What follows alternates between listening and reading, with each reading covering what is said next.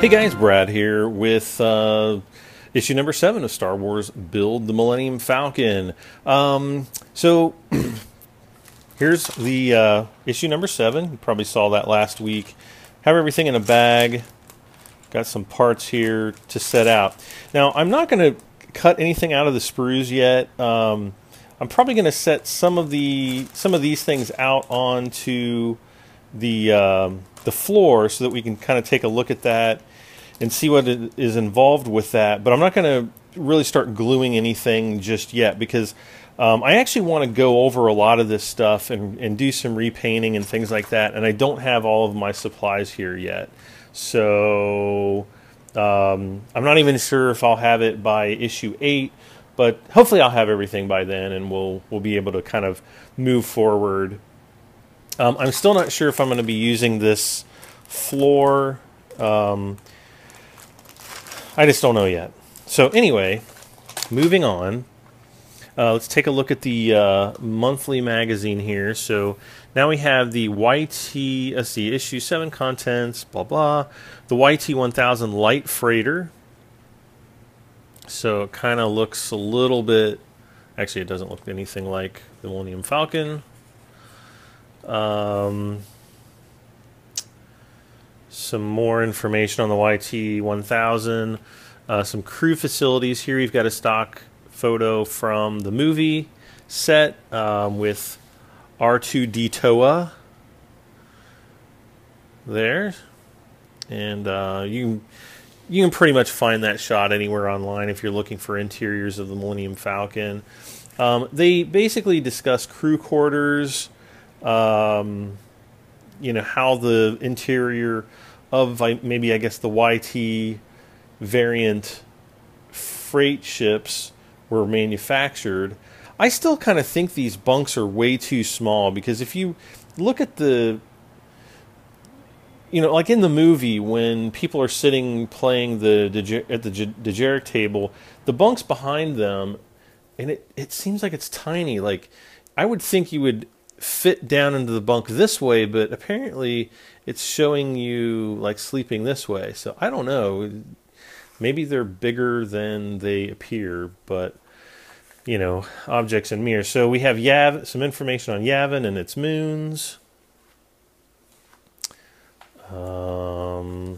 More Yavin stuff in your next parts. So we finally have the hold floor.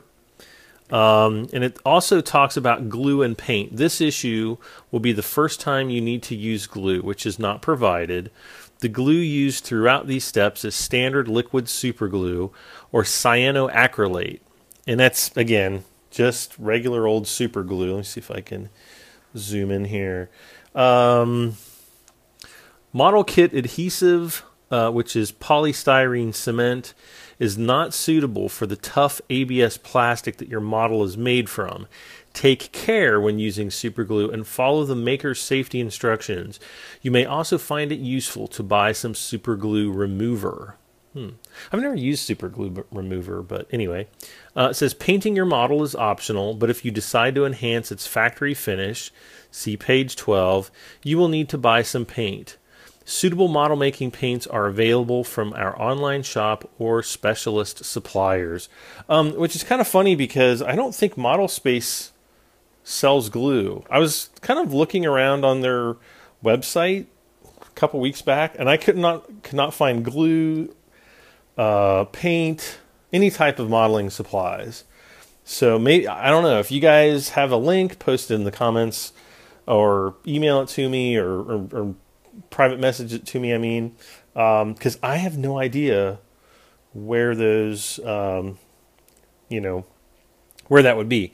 So basically it talks about some of the tools that we're going to need. Some sprue cutters, a hobby knife, like an X-Acto knife, and it looks like a little hobby file down here. This actually looks like one of those little 3-sided ones, but it might actually be a 2-sided. Right here, you can see the file that they're using.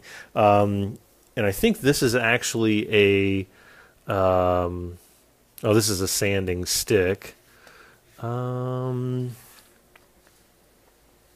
Yeah, see, we're going to have to cut out these pieces Actually, I'm going to just go ahead, let's zoom out here. I'm just going to go ahead and open up this package. Because again, I'm not going to be gluing anything yet, because I still want to paint and all that good stuff first before I start gluing things together. I've got a little bit of, or a few screws in here. Actually, I'm going to leave those in the bag for right now. But yeah, it talks about attaching all of these pieces here. And actually, these are a lot smaller than they, look on paper, or even, on other people's YouTube videos. So I'm a pretty big guy. I've got, pretty large hands. So a lot of these parts may be kind of fun to work with. Again, we have the floor, which is very inaccurate to the movie floor. You can kind of see a pattern here. This pattern should have extended all the way out through all of this. I'm not too sure about this.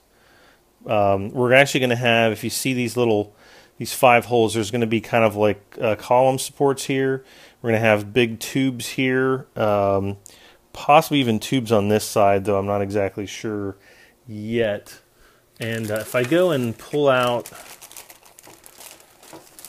some pieces from, what was this, issue 6, we have that little bench, and that's actually going to fit in here. There's actually holes, so I don't know if I'm supposed to screw this up from the bottom, I guess. But that's effectively, this is going to be effectively sit right here. Oh, we have this, which is part of the seat. This is going to sit, there's actually some little pegs. There we go. It's going to sit down like that. So, going to be like this. We have the 2 bed pieces, which these just have pegs that they pop right into place.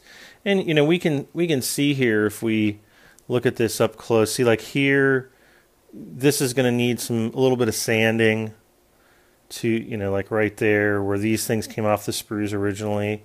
We're probably going to need some putty to kind of fill that in to make it look nice and square. And then I think this fits down. Actually, maybe we don't really need to do too much to this, because that actually fits down inside there. And then this is going to go on top like so. I think there appears to be a bend in this piece here. You can see how this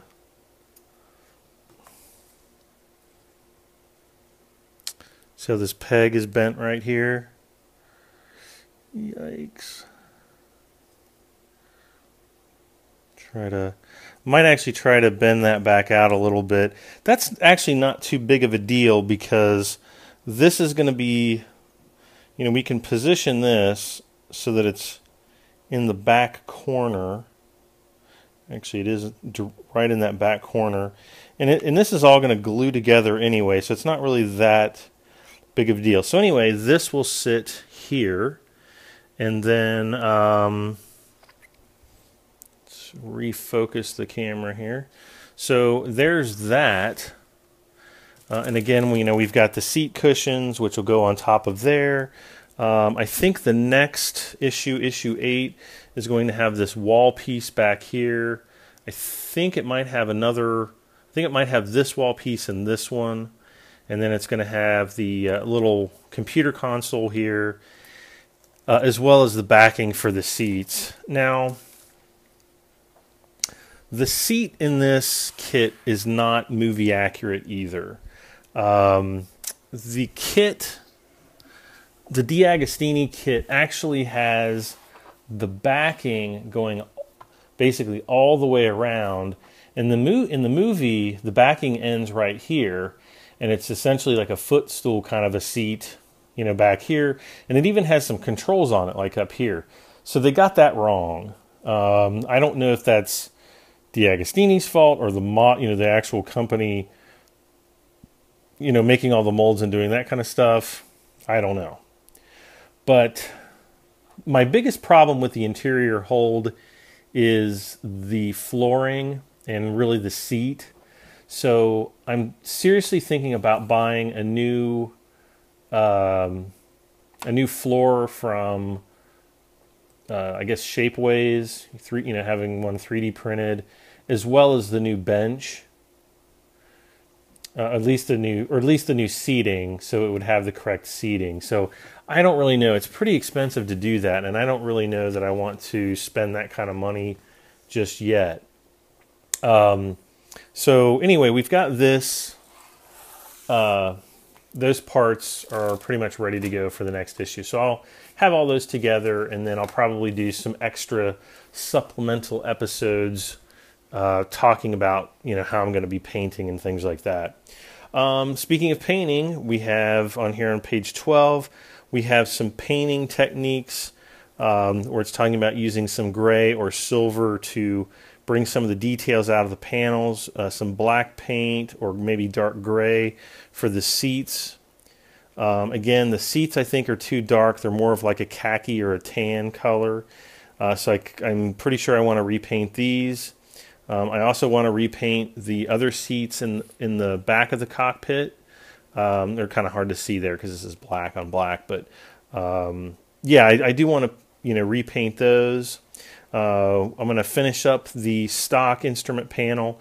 I am going to be buying a couple extra issues because I actually want to have a secondary cockpit. I'm really thinking about buying one of the Shapeways control panels. I'm pretty happy with everything else in here, but the control panels, or the main control console is something that I really don't like in this kit because it's just a flat sticker. But again, I mean, if you go back and you look at the actual, the movie prop, the filming miniature, they basically used just a sticker. I'm pretty sure they just used a sticker for that. It wasn't very detailed by any stretch of the imagination, and there were no windows. So yeah, on issue 8, which I already have, but won't be doing anything with that for about another week. We have more of the internal parts. We've got the seat backs and things like that. So there's the little console and so on, which oddly enough, oh yeah, okay, it is there. Okay, never mind. So yeah, we've got those parts. It's actually kind of easier to see with the wall, and I think, well, that actually doesn't look like. I was kind of thinking that we would have.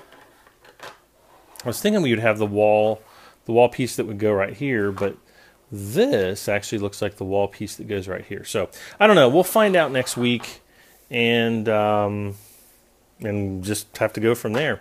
All right, guys. Well, thank you very much for watching. Hit that like button. Please subscribe for this and many more videos on Star Wars Build the Millennium Falcon. I'm Brad M73, and we'll see you guys next time. Bye for now.